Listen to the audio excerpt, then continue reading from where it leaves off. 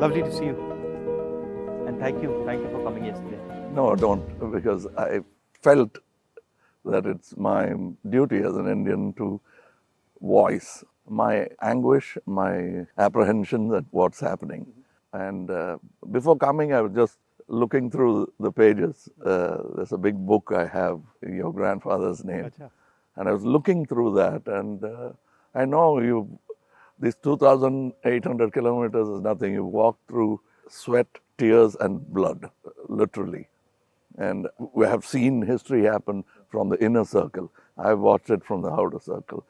So walking with you, if I don't come with you, it's not fair. My nephew's a photographer. So I said, listen, I want to give a little present to my friend Kamal Hasan. And I said, give me a picture, one of your pictures, as a gift to him. So I want you to guess what he came up with. What picture do you think he gave me? I don't know. Wow. Come, let's go and see it. Yeah. Oh, it's here. Tells you what Kamal is, right? And so this is what he gave me. This is what he came up with. Oh. Oh, he shot this? He shot this, and that's for you, because it tells us your approach, your attitude to life, and the fact that you're a great Indian and a great Tamil. Thank you. And we're proud of you. Thank you. It looks nice, huh? Oh, lovely. I'm quite interested in how you see what is going on in India. Of course, an Indian person, but also a Tamil person, because the view from South India often looks very different. It is. Than the view from North I'm India. sure it is the same from Assam or Meghalaya. The same, exactly. At the capital. We forget history, and we are only agitated by the topical or recent happenings. I talk a lot about Gandhiji now. It is not right from the beginning. My father was a congressman, but my environment made me a bitter critic of Gandhiji when I was in my teens. My father did not say, he said, just read history. I think you're talking from today. Yeah, but today matters, is my question. He's a lawyer, and he didn't argue with me on this case. Around 24, 25, I discovered Gandhiji on my own. And over the years, exponentially, I've become a fan. And that's me, to explain myself. You to actually correct yourself and say sorry. That's why I made Hey Ram, Right. a film where I played a parallel assassin, Wow. wanting to kill Gandhiji. And as he goes nearer to the person and the truth, he changes. Yeah. But it's too late. Somebody else does the job that he wanted to do, but he had changed his mind. That's the story of Hey Ram. So you came up with the idea? Yes, that is my way of saying sorry to my Bapu. Excellent. That's quite a sort of sophisticated, intelligent way of looking at the problem. Yeah, because I have to take the onus of all the crimes, including what happened in your family. We let it happen. But I think inside what you're saying is hatred is actually blindness and misunderstanding. Yes, and the worst form of criticism is an assassination. I think that's very cheap. And It's a coward. A coward does that only, because he has no other way to fight. But that cannot be the answer. So what's your view then of the violence and the hatred that is being spread in the country? I mean, I view it as a consequence of the fear that is being spread in the country. No, this is actually a synthetic, reproduced, manufactured thing. I don't think so, because go into Kerala, more than Tamil Nadu, you will find amity prevails. Unless you doctor it. You can do it from either side. I think there are more sides to it than just Hindu and Muslim. We have to look at all that and understand that this country will flourish only with this plurality. As a person who loves Tamil Nadu, loves the Tamil people, whenever I go there, I try to understand slightly better, what exactly is the Tamil idea, right? And so as somebody who, is looking at it from far, What does it mean to be Tamil? I know that the Tamil language is very important, but what does it actually mean? It means the same as wanting to be a Maharashtrian Yeah. or Telugu or a Malayali. We all have a pride, but I must say something about Tamil Nadu. They always feel that it's an island with parochial mindset and language chauvinism. Everybody is proud about their language, but I can tell you, you can go to a village, any village or town, my town, and just stand in the middle of the road and shout Nehru. A dark man will turn around, Yeah. or you say Bose. Yeah. Somebody will turn around and he doesn't look anything like Yeah.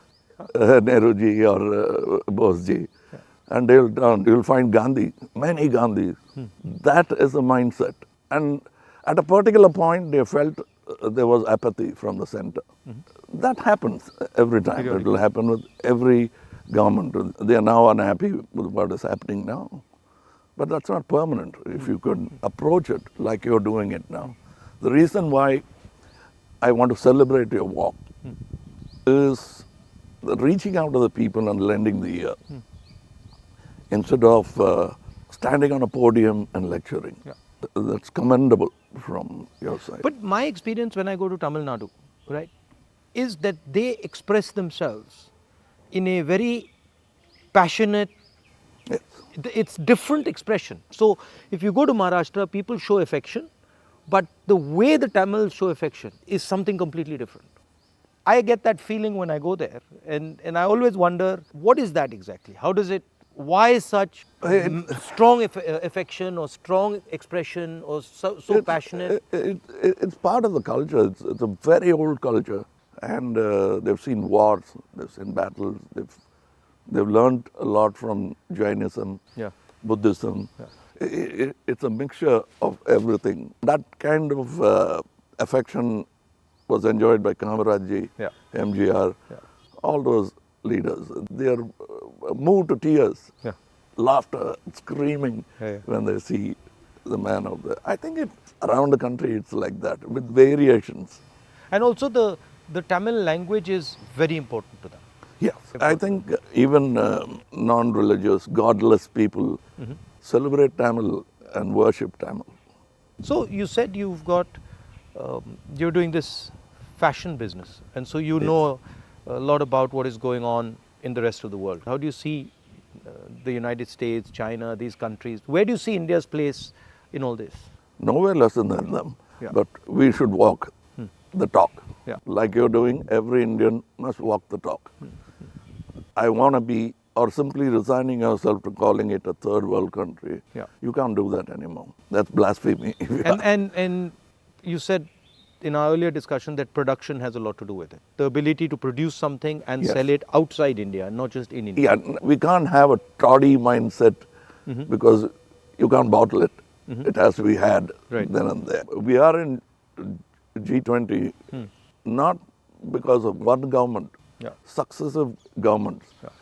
And whatever good they could do, that has accumulated and come to this day. So we are aware of that. And you were talking about China. I want you to say more. The security of the country, both internal and external. Yeah. Your opinion on it. I was speaking to some ex-servicemen the other day, and I was mentioning to them that security today in the 21st century, it's not good enough just to say, okay, what do our borders look like, right? Because security today has become a holistic thing. You don't necessarily get attacked from the borders. You can get attacked from inside. You can get attacked by cyber weapons. You can get attacked by, use of your media. So in the 21st century, one has to have a global view about security. And that's where I think our government has completely gone and miscalculated. We constantly hear about what is going on the border. And the fact of the matter is that China has taken 2,000 kilometers of our territory, okay, square kilometers. And frankly, we haven't said anything. The Prime Minister hasn't said anything. The military has clearly said that they're sitting in our territory, but the Prime Minister said nobody has come. This sends a very clear message to China. And the message is, we can do whatever we want, and India will not respond, right? And in fact, in some of the conversations that they are having with our military, they're actually making the statement that, look, your Prime Minister himself has said we are not in your territory. So what is the conversation about? So that's one aspect of it. Yeah, to them it will look like we are whistling in the dark to allay fear. Yeah.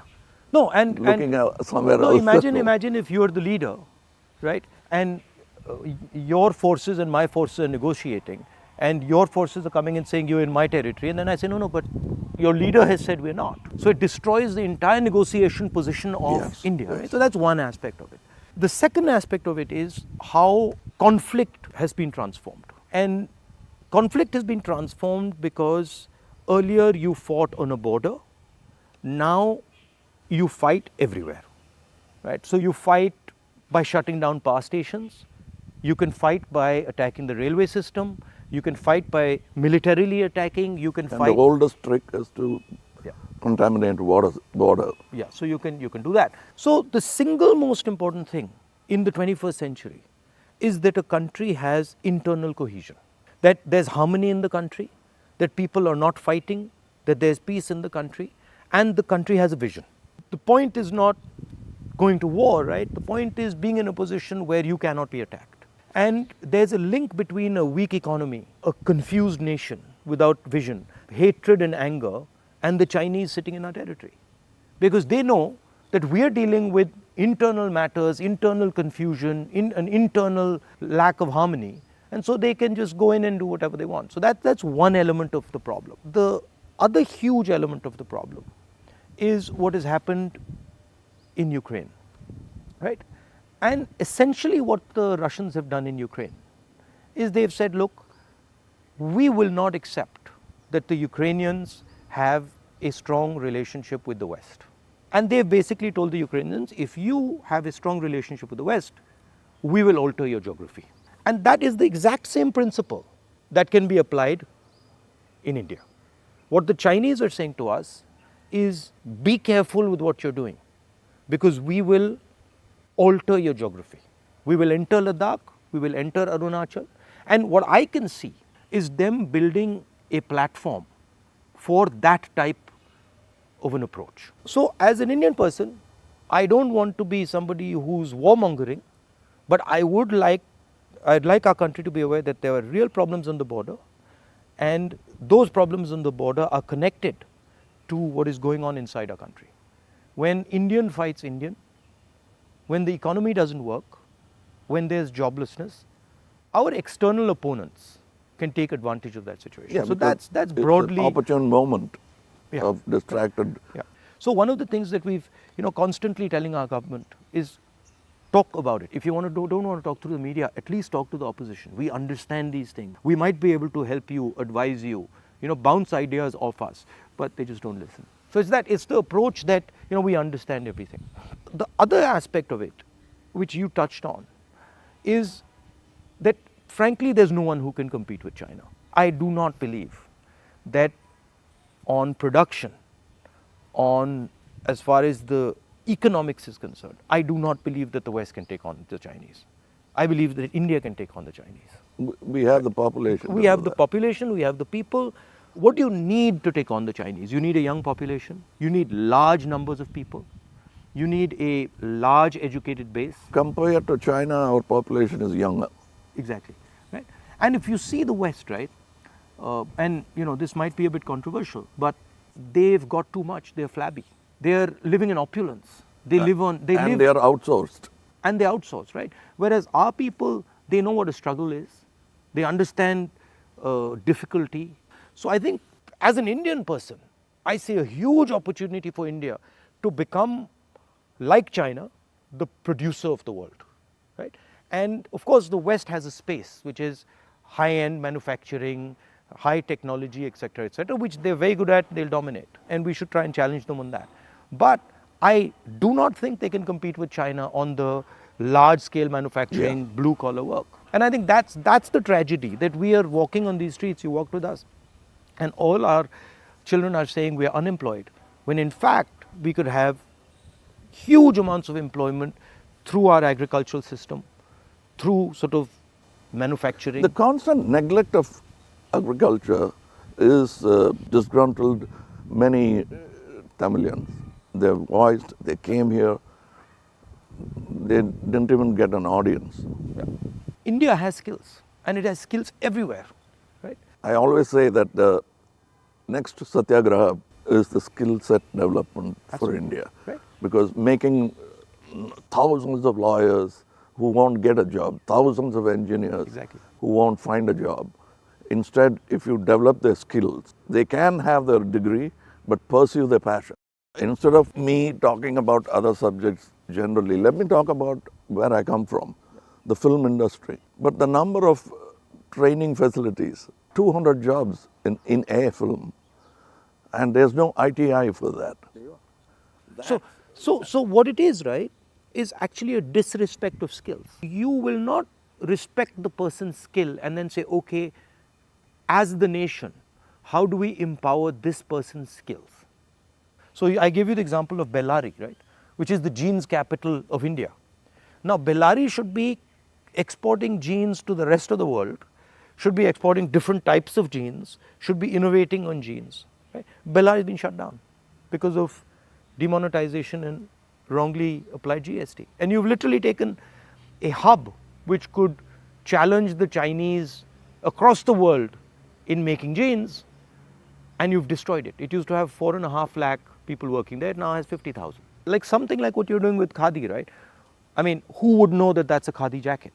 Nobody. Right? More than the publicity of it, the reach of it. Exactly. And Americans are loving it. And then you got the history of Khadi, right? Because if you start to say, well, this is Khadi from the Indian freedom movement, this is made by Indian people by hand, this is what fought a superpower, you can make a beautiful story out of it. Yes. Yeah.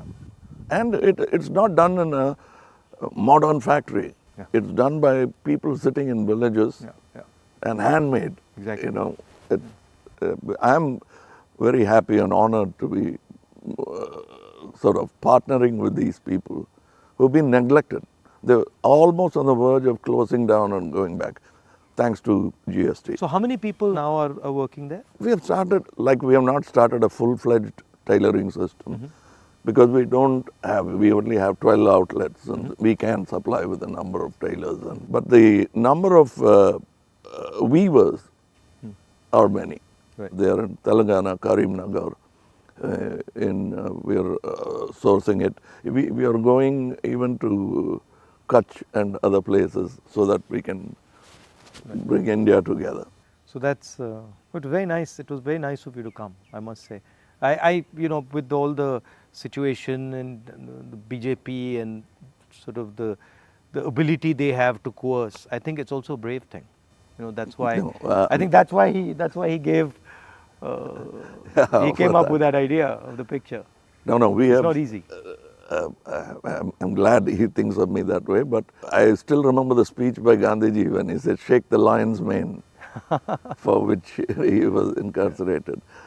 So we have the strength and ability. But I'm happy that you're meeting people, practicing jujitsu, walking miles and miles and miles. It's nice. And because you're doing exactly what Gandhiji did, to understand the nation before fighting for it. No, it's quite a fantastic experience. I remember walking from Tamil Nadu into Kerala. It's completely different. Yeah. And as you said, it's changed, but then it's the same. So there's huge commonality and then there's huge difference. That's the individuality of it. That's the plurality that we should not lose at all. Yeah.